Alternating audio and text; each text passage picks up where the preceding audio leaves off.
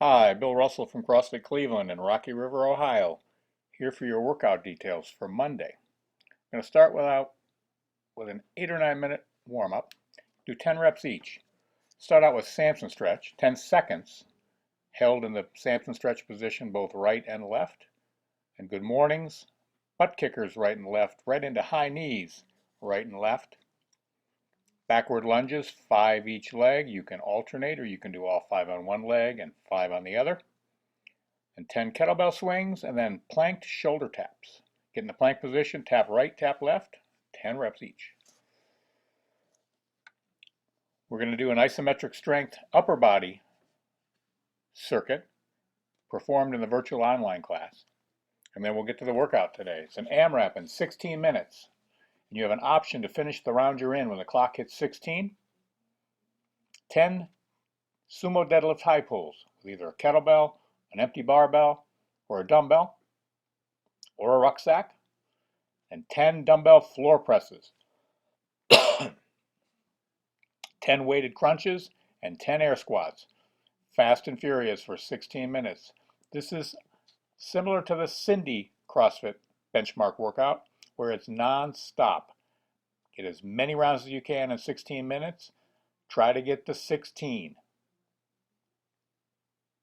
On your cool down, take 3 or 4 minutes of our stretch complex of a scorpion, right and left, for about 15 seconds each side, about 15 seconds of Cobra Stretch, and about 15 seconds of child's pose. And do that for several iterations for 3 to 4 minutes. So when you're ready, get warmed up, set a clock for 16 minutes, and 3, 2, 1, go. Have a great Monday. Samson stretch. So Samson stretch, you want to put both your feet facing forward and you want to square your hips off so that they're facing whichever way you're facing. We're going to take our hands, clasp your hands, bring them up and over your head. This is just a light stretch to start the blood flowing.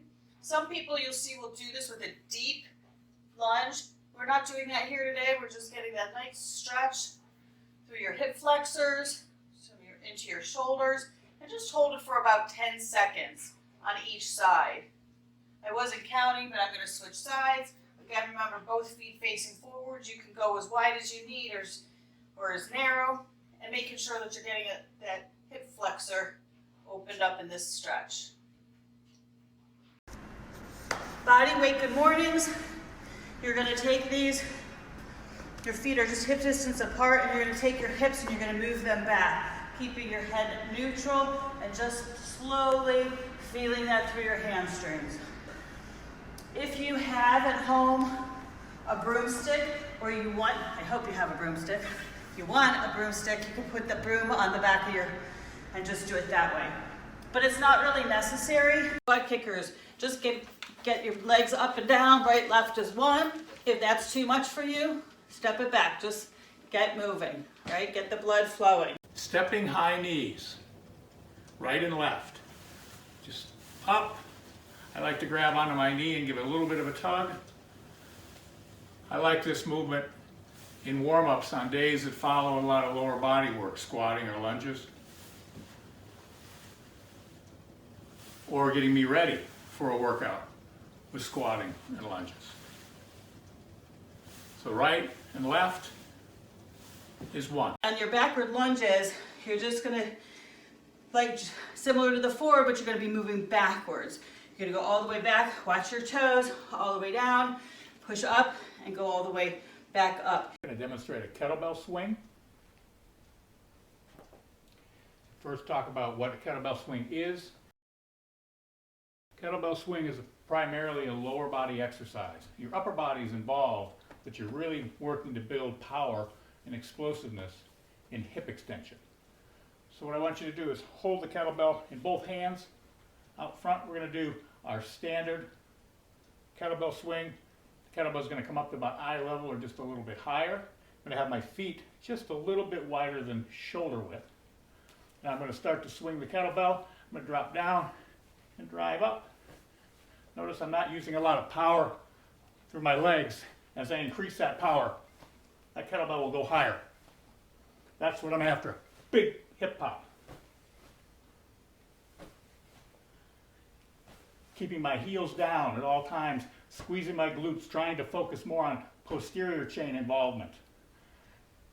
Important thing with a kettlebell, be careful when you pick it up and set it back down. Don't be casual and just twist over and pick it up in a bad position. You might tweak something. So think of it as a deadlift. Stand around the kettlebell, reach down, pick it up, and then start to swing. Also at the end, when you're about to take a rest, don't just slump over and drop it on the ground. As you finish, 31, here, and then set it down. That's a kettlebell swing. For those of you doing this workout at home, if you don't have a kettlebell, here are a couple of ideas that you can use with household items. If you have a backpack or a gym bag or a rucksack, you can use any of those. Just be careful. If it's bigger, you got to make sure that that can come between your legs and not scrape on the floor. So this is not an ideal choice, but it will work. I'm going to grab the handle with both hands. My feet might be a little wider than a kettlebell swing because I want to have the ability for the weight to come between my legs. And I'm going to swing up, down. Mechanics are all the same. Just be careful if you've got items that are loose, you can hear it flopping around in the bag. Stuff maybe a towel or a blanket in to keep everything from moving around. Our newly famous washing detergent jug. This weighs about 15 pounds. It's fairly light. Again, holding the handle with both hands, drive up and down, up, down, up, up, down. If you have a slam ball, you can use it as well. Just remember to keep your arms straight, holding on the side of the ball. Again, feet fairly wide, and up and down, up and down, up and down, up and down. And of course, if you have a dumbbell, you can do the same. Hold the dumbbell in both hands and just swing it right between your legs, just like the kettlebell. Shoulder taps, right and left, is 1 rep. Do it from that same top of the push-up position. Stay nice and square, nice and hollow. Right and left is 1. So that's 1, 2, 3, 4. Not so bad if you're doing 10 or 20, but if you do 100, you'll feel it. I'm going to demonstrate sumo deadlift high pulls. If you have a barbell, I'm going to demonstrate this with a jung bong or a piece of PVC. I'm going to take a wider stance, sumo stance. My hands are about 4 to 6 inches apart. The ending position is going to be elbows out to the sides. The bar right under my chin. My wrist relatively neutral. I'm not curling up like this. Coming up underneath and right back down. Start from the deadlift position with an empty bar or PVC just about mid-shin. I'm going to drive up and explosively extend my hips, shrug up and right back down. Up and right back down. Up and right back down.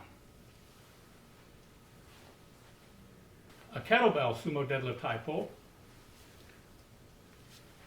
I'm going to hold the kettlebell, both hands, wide stance, come down where your wrist is about mid-shin. You don't necessarily need to touch the floor unless you have a large, heavy kettlebell. So I'm going to be down, drive up, right under my chin, and right back down. Avoid an early pull. Don't pull with your arms. Make sure you drive with your legs and hips. Make sure you get everything out of that hip and leg extension before you pull up underneath your chin. If you don't have a kettlebell,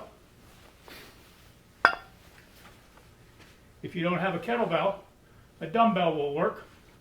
Holding that one dumbbell with both hands. Remember, your elbows are going to be out to the sides.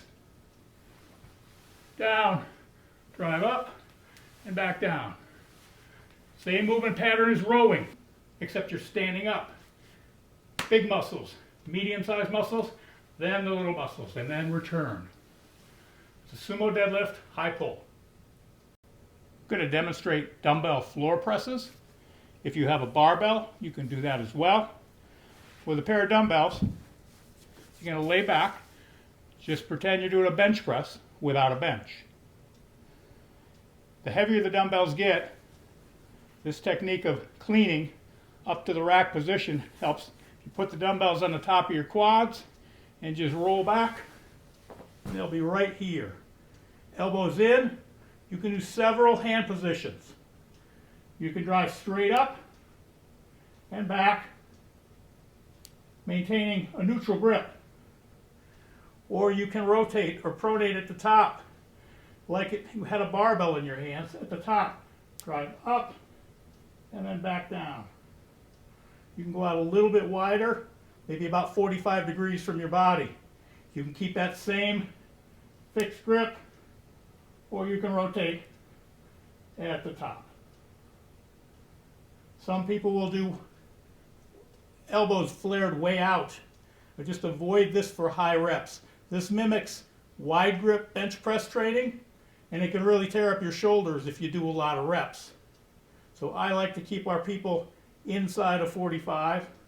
As if you keep right next to your body, it'll just be more emphasis on tricep work. If you only have one dumbbell, you just do your recommended rep, or do your required reps on one hand, and then switch to the other. It's a dumbbell floor press.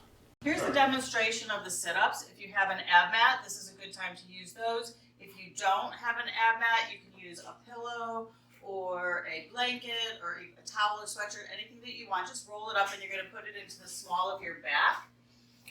I'm going to show you a couple different versions, but I'm going to start with this one where we take our feet and put them together in what we call frogging our legs.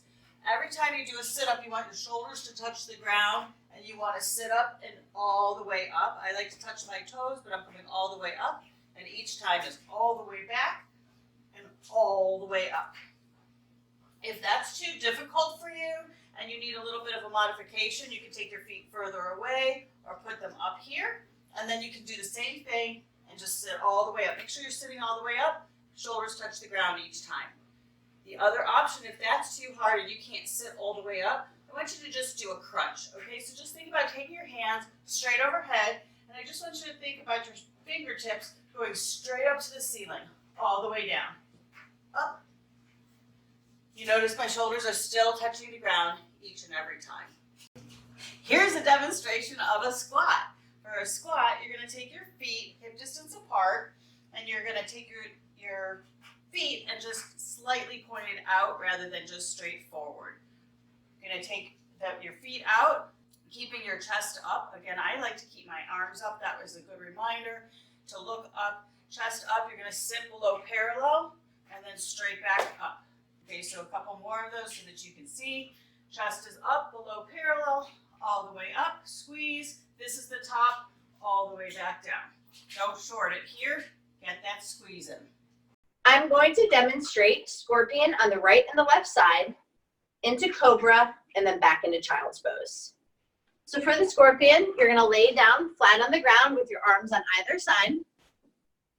You're going to lift your right leg up first. You're going to go over to the left side, trying to keep shoulder contact with the ground and not releasing too far back, but trying to keep the shoulder down on the ground.